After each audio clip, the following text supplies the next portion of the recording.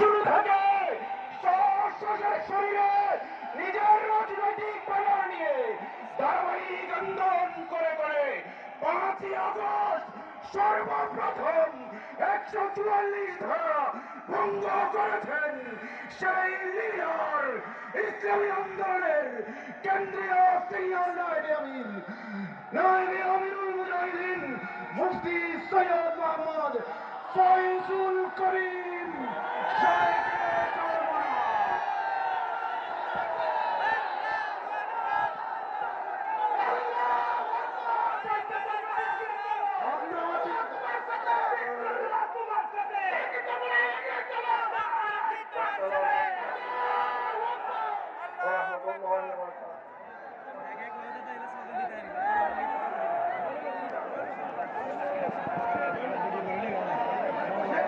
نحمد ونصلي على رسوله الكريم أما بعد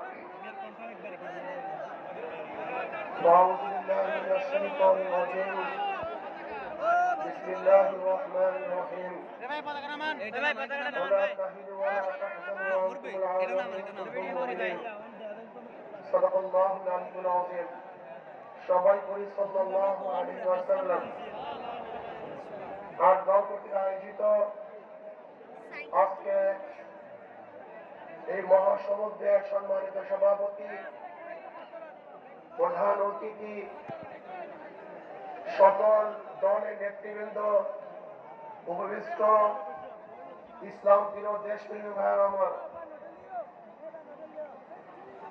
আমরা বারবার ভূখণ্ডকে স্বাধীন করেছিলাম। ব্রিটিশের বিরুদ্ধে আন্দোলনের সূচনা মুসলমানই করেছিল। ভেবেছিলাম ব্রিটিশ এদেশ থেকে পালালি মানুষ শান্তি পাবে, মুক্তি পাবে। কিন্তু আমরা কি দেখলাম? ব্রিটিশ এদেশ থেকে চলে যাওয়ার পরেও বৈষম্য দূর হয় নাই। আমরা ভেবেছিলাম মুসলমানদের জন্য আলাদা ভূখণ্ড করতে পারলি মুসলমান শান্তি পাবে, মুক্তি পাবে। মুসলমানের আন্দোলনের কারণে আমরা পাকিস্তান পেয়েছিলাম। কিন্তু আমি কি দেখলাম? বৈষম্য দূর হয় নাই। আবার 71-এ এই বৈষম্য দূর করার জন্য সাম্য, মানবিক মর্যাদা, সামাজিক ন্যায় বিচার প্রতিষ্ঠিত করার জন্য আন্দোলন করলাম, সংগ্রাম করলাম, দেশ স্বাধীন করলাম। ভেবেছিলাম বৈষম্য দূর হবে, মানুষ মুক্তি পাবে, শান্তি পাবে। কিন্তু আমরা কি দেখলাম?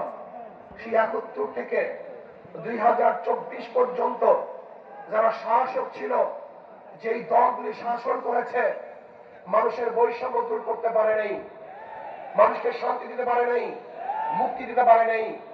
আবারও বৈষম্য দূর করার জন্য আপনারা জানেন 2024 জুলাই আগস্টের আন্দোলনে মানুষ আবারও জীবন দিয়েছে, রক্ত দিয়েছে। মানুষ, হাজারো মানুষ বন্ধুত্ব গ্রহণ করেছে, অন্ধ হয়েছে, বিকলাঙ্গ হয়েছে। ভেবেছিলাম এবার বৈষম্য দূর হবে, চাঁদা মুক্ত দেশ পাবো, মানুষ শান্তিতে বসবাস করতে পারবে। আমরা কি দেখলাম?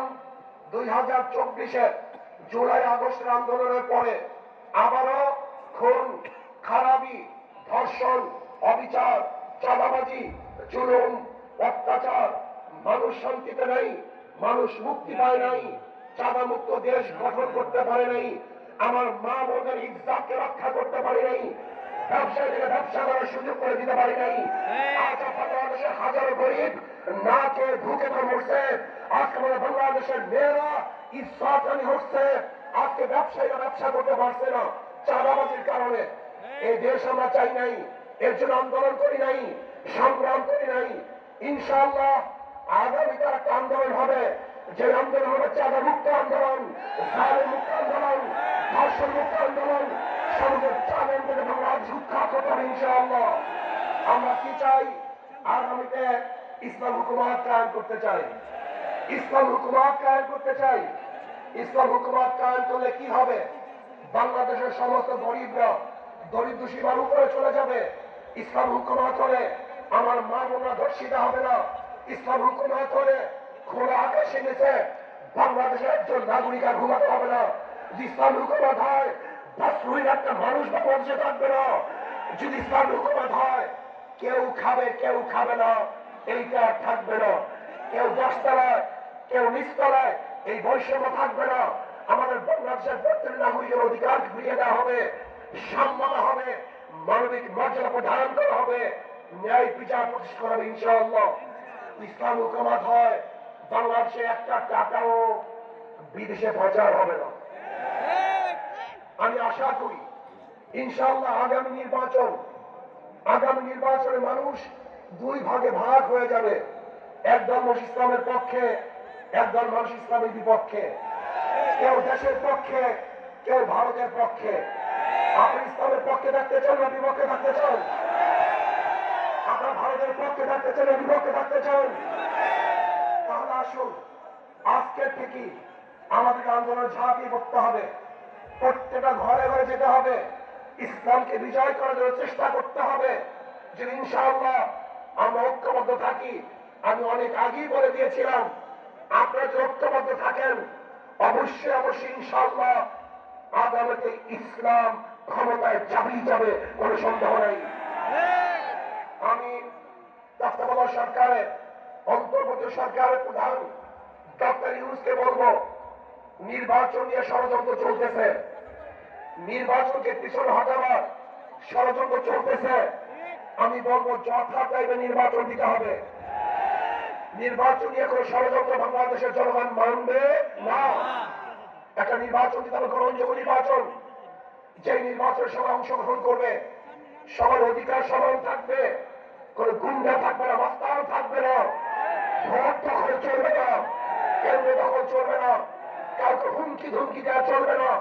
বর্তমান প্রত্যেকে নীতি আদর্শ রক্ষা করার জন্য, বাস্তবায়নের জন্য চেষ্টা করবে। সেই সুযোগ লেভেল প্লেইং ফিল্ড সরকারকে গঠন করতে হবে, সেই পরিবেশ সৃষ্টি করতে হবে। যদি আপনি ব্যর্থ হন তাহলে বাংলাদেশের জনগণ আপনাকে অবশ্যই ক্ষমা করবে না। আসুন আমরা সম্মিলিত ভাবে আগামী ইসলাম হুকুমত কায়েম করার জন্য আমাদের যা কিছু আছে সব দিয়ে ঝাঁপিয়ে পড়বো। অবশ্যই ইনশাআল্লাহ ইসলাম বিজয় হবে। এদেশের চাঁদাবাজরা আর বিজয় অর্জন করতে পারবে না। আমার আলাইনা ইল্লাল বালাগ। আসসালামু আলাইকুম ওয়া রাহমাতুল্লাহি ওয়া বারাকাতুহু।